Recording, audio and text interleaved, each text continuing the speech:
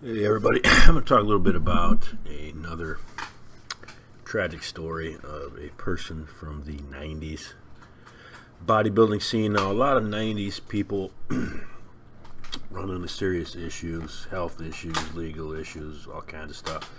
And it's kind of weird why that is. I mean, a lot of the guys competing in the 90s are dead. So I don't know, they talk about how the 90s were the great periods of bodybuilding along with the 70s, but a lot of the 90s guys are dead, or they have serious heart problems or health issues, heart problems, kidneys, whatever.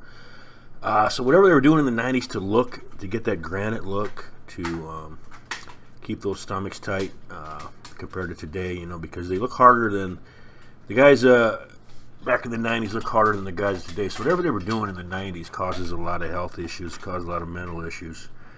That kind of thing, whether it be diuretics, whatever, the drugs that they were, LASIK, whatever the hell they were doing, that they're not doing today so much. They probably learn, what actually causes the issues. But back to my point here, I'm doing a little video on Denise Rutkowski. A lot of videos on the internet, on YouTube in particular, about Denise Rutkowski and her downfall, if you will.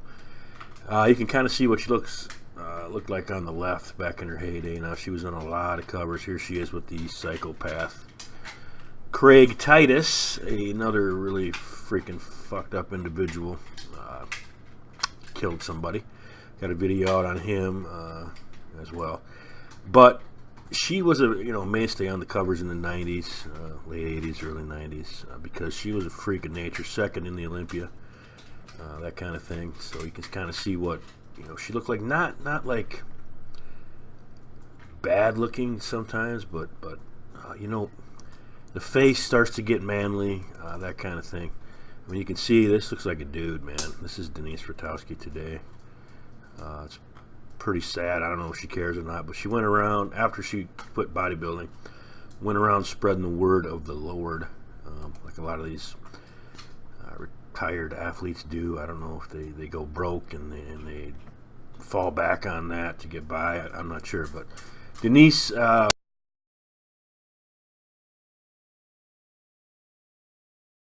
shit that a lot of these people do, but she was busted for evading arrest in Texas in 2012 and 13.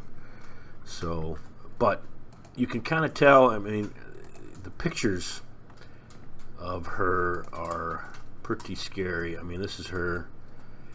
At least she still has her hair, but obviously she wants to be a dude, and she has a goatee.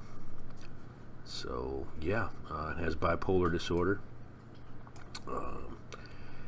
Again, she probably took more juice than a lot of male bodybuilders did at that time. I mean, this was a lot of dudes would want an upper body like hers, minus the silicone implants. But yeah, so Denise, it's a shame. I don't even know what she does now. I mean, I who knows? I can't find a whole lot of information on her, but she was one of the popular bodybuilders in the 90s.